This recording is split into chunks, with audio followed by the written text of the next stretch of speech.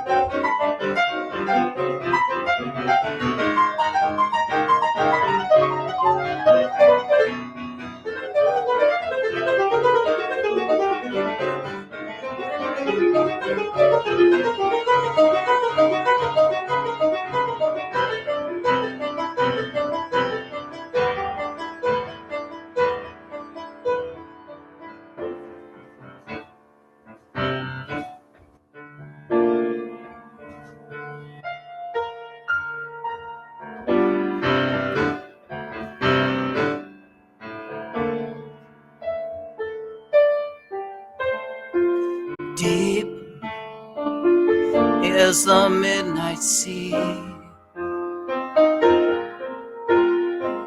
warm is the fragrant land, sweet are your lips to me,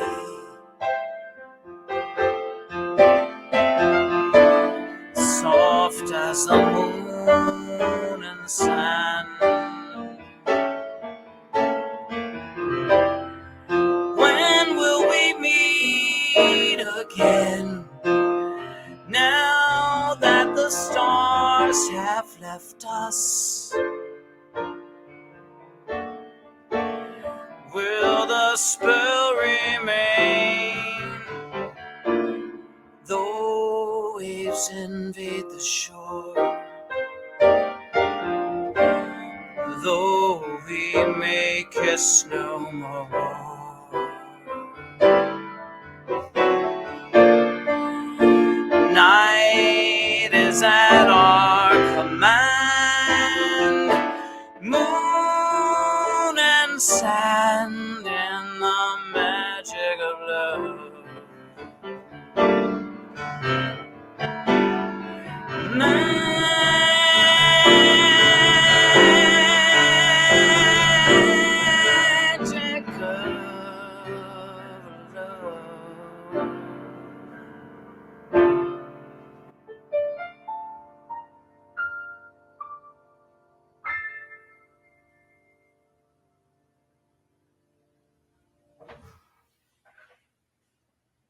I love that. I love that music. It was Great. it. I had to take a moment. Good. One of the things that drew me to your podcast was just the integration of music into the message. Yeah, I absolutely listening to the past few episodes. I love your podcast. I think you do a great job, and I really appreciate like what you shared earlier with what you helped with, and that kind of support. It doesn't matter if you raised money for them. It matters that somebody was willing to be there and to come there and to help. That's you know that's part of the reason why I do the advocacy in the schools.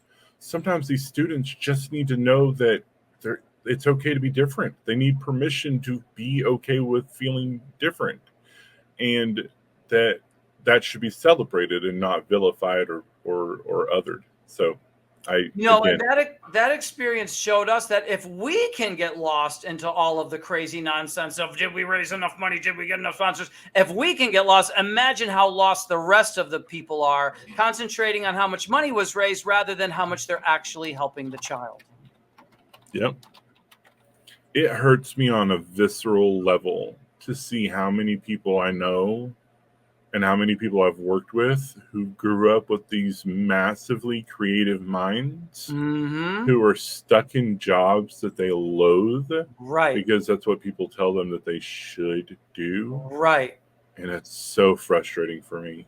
Well, that's why what we are proposing is to take these funds that technology is now creating, because people don't have to do these jobs. We found technological advancements to do those jobs. Now, let's create a world where these people don't have to now throw their whole life down the sewer to go and do a job that destroys their spirit, and instead give them the opportunity to help solve our world's problems, of which there is absolutely no shortage of, and which these governments have proven that they cannot solve on their own. They need the people. They need all of us helping to solve our world's problems together. And that's the way to do it, by eliminating exactly what you just said.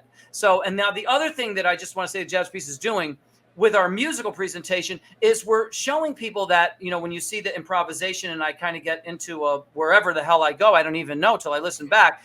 That's what we want to tell people, is that has been a part of what music has always been. But when we get stuck in these isms like capitalism, all of a sudden they tell you, no. Only the part that sells beer. That's the only part of the musical presentation you can play. You know what I mean? If you don't sell beer with these two notes or whatever, we're not gonna, we're gonna hire this guy who sells more beer or whatever it is. So instead of just selling a product or providing pure entertainment, we're keeping the entertainment going. You can have a beer with us. We're still fun to play, but we're gonna get to the rest of what music has always been, which we've been marginalizing out because of this ism that we're kind of stuck in, that we've embraced and we can't really get out of. So, but let's bring the rest of music back is my point, with, all of the creativity and all that stuff.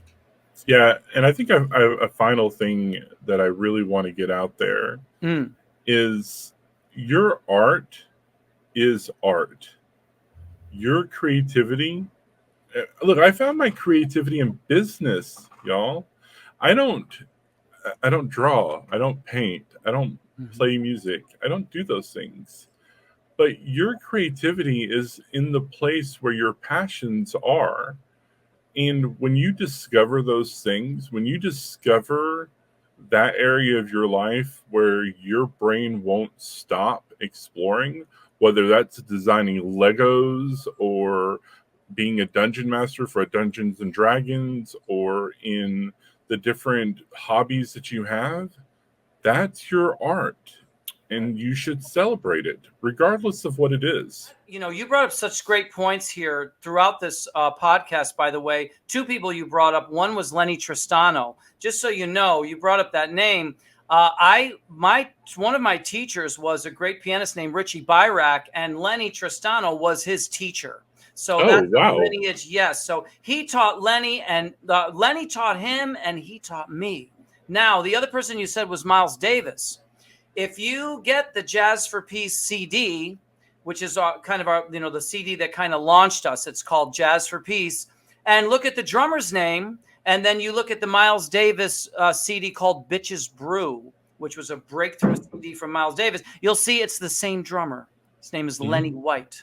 So the same drummer who played on Miles Davis' breakthrough CD, Britches Brew, also played on the breakthrough CD by me titled Jazz for Peace. So there's a lot of synergy between those people. Now, the third thing you mentioned was basically the issue of your whole life being destroyed, because here you are, you find this beautiful place that you can contribute to humanity and contribute to people's lives and have a profoundly positive difference. And now you're like, you have to worry about how am I going to pay my bills?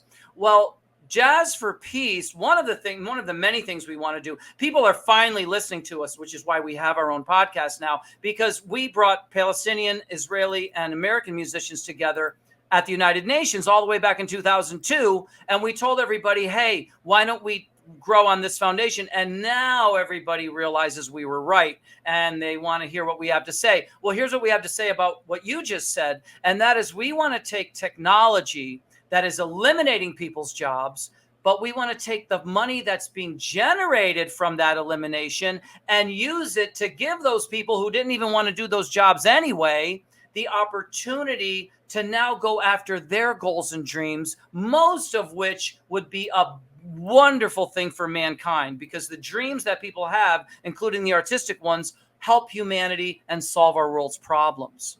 So with those wonderful points you've brought out today, Shane, and hopefully the wonderful solution that Jazz for Peace is promoting for those problems, where can people find you? And then also, I just want to let people know that Creative Order from Chaos is not really, it's too long to show up in your thing, but it is called Creating Order from Chaos. And is there like a website and for that, or let us know? Okay. Yeah, if you look up creatingorderfromchaos.com, that's my website. That's where you can come find me for ADHD coaching, business development. I also do student advocacy through education systems to help children who are dealing with ADHD or autism have a voice in their education. I also work with medical groups in, advocating for neurodivergent people to have treatment that actually works for them. And I also work with businesses for neurodivergent accommodations within the workplace. Fantastic. Well, there you have it, folks. No one can say that we didn't bring the ADHD issue to the Jazz for Peace podcast anymore, thanks to our guest, Shane Thrapp. And we hope all of you have a wonderful day. And we will see you again here at the Jazz for Peace podcast, where the final solution is love.